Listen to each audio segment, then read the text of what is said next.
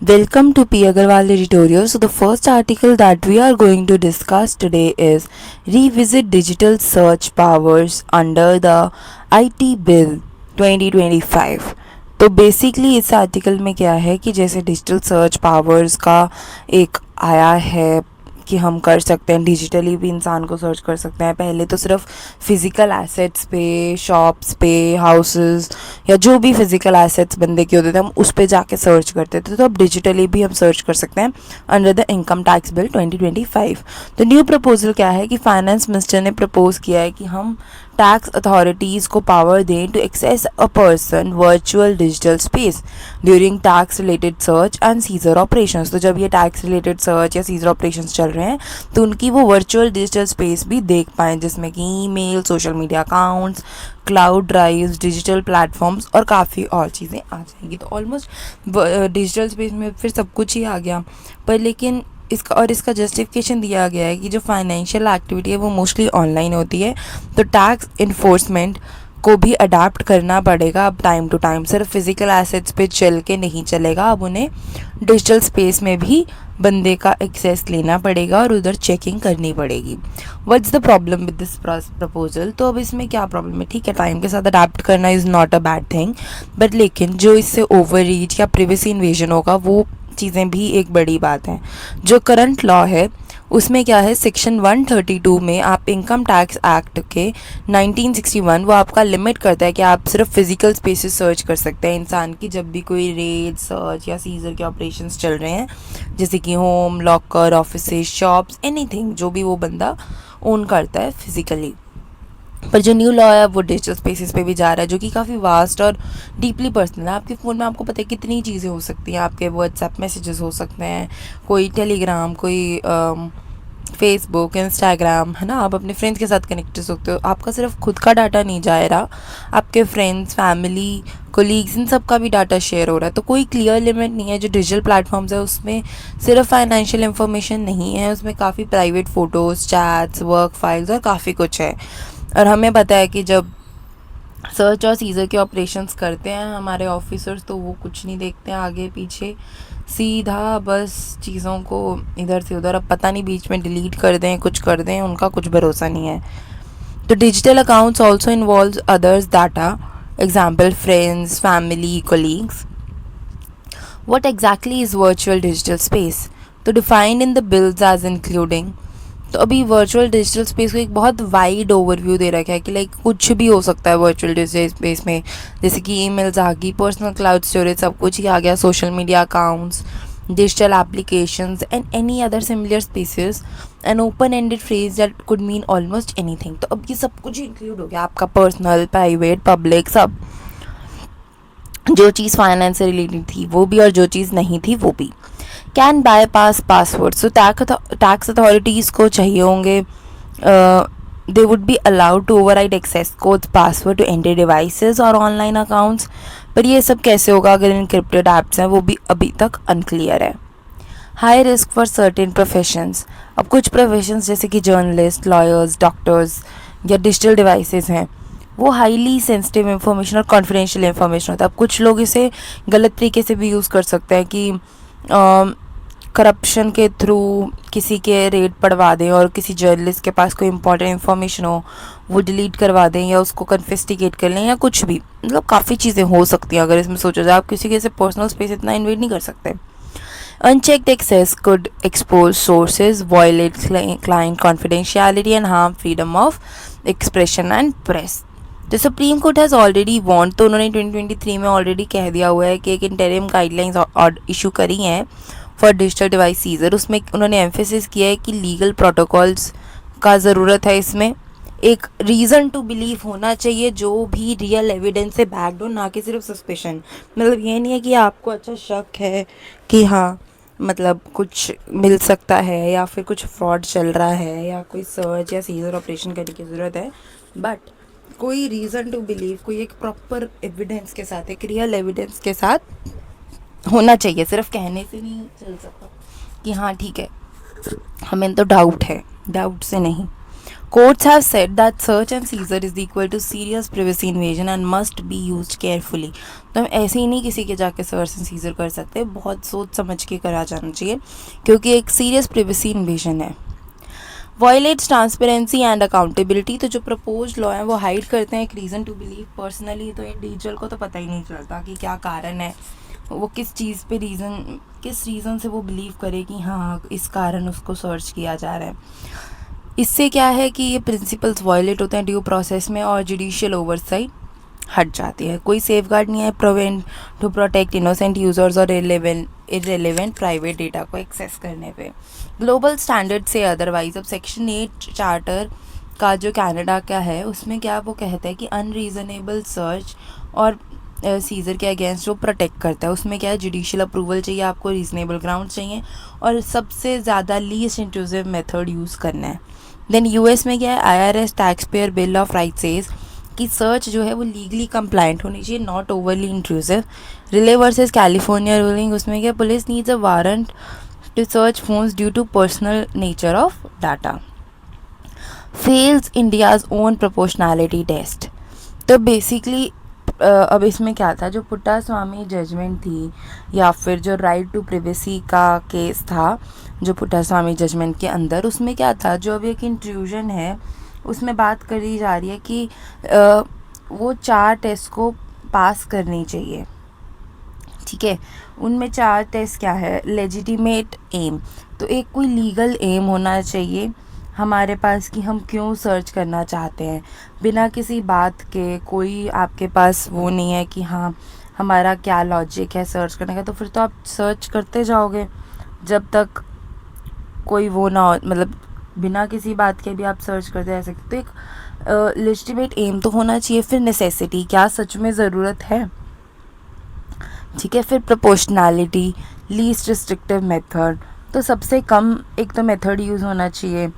ठीक है, और प्रोपोर्शनैलिटी मतलब ढंग से किया जाना चाहिए, नहीं कि हम एक्सेसिवली उसको इंट्रूड करते जाएं.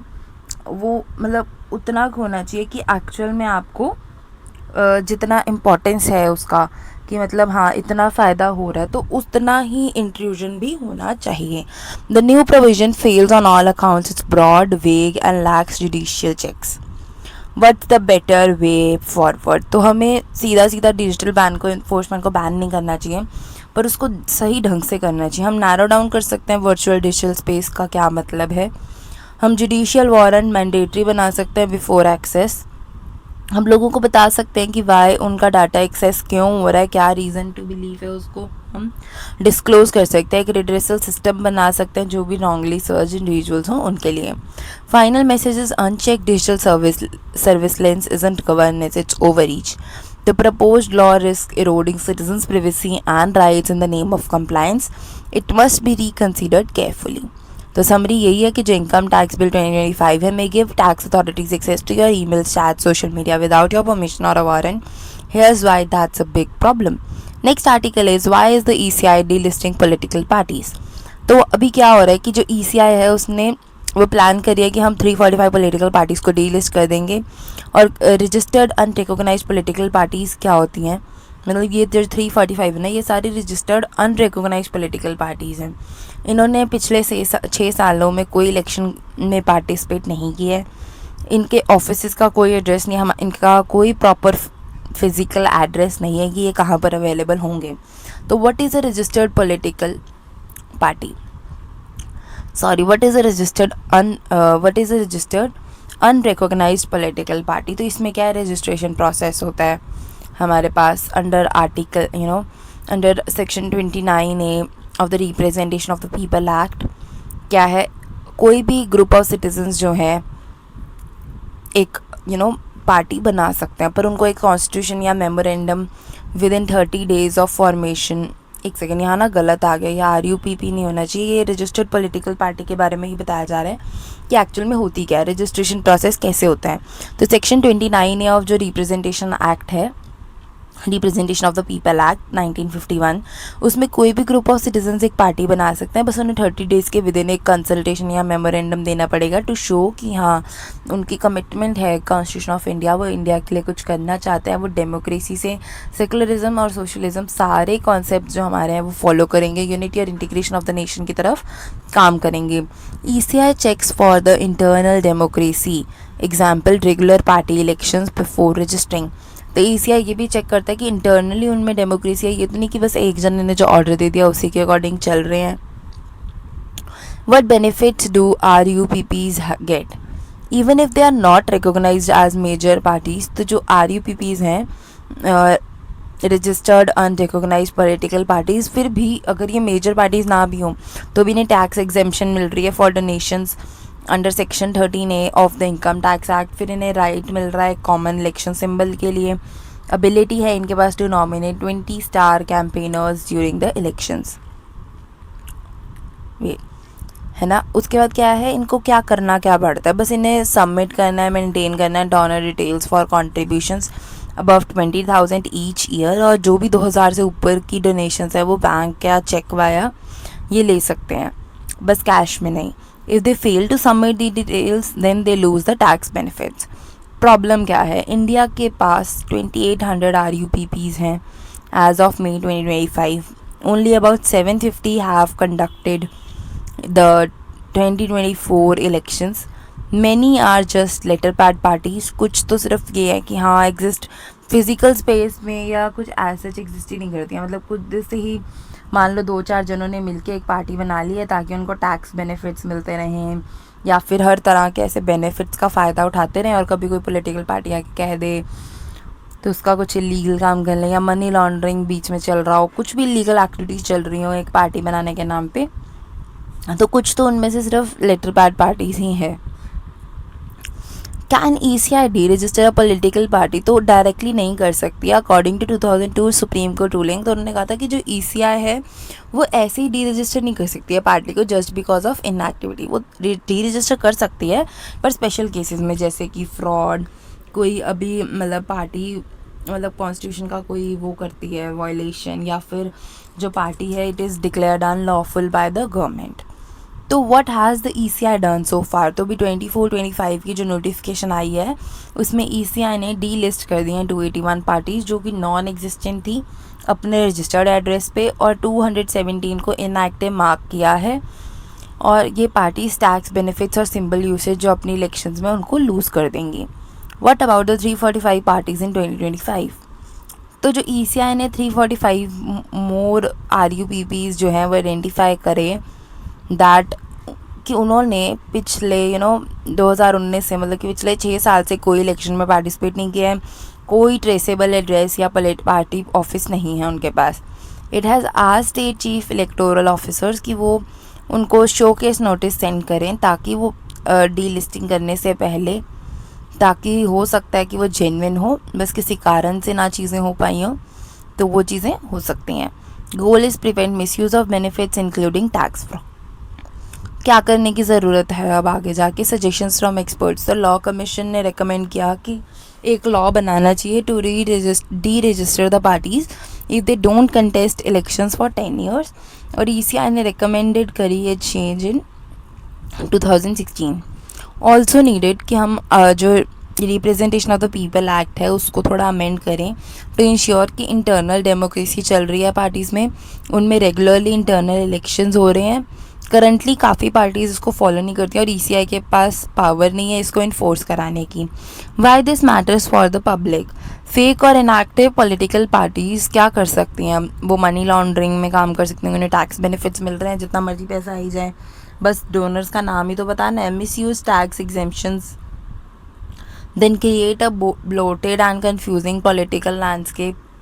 ठीक है, then cleaning up the list of political parties ensures more transparency, accountability and efficiency in Indian democracy. Summary ये है कि India has almost 2800 small registered political parties, but many exist just on the paper. Election Commission is cracking down on these letterpad parties to stop tax fraud and ensure only serious players in the system. अब कितने resources भी waste होते हैं ना अगर इनको manage करना हो, तो वो भी चीज़ें हैं। Thank you.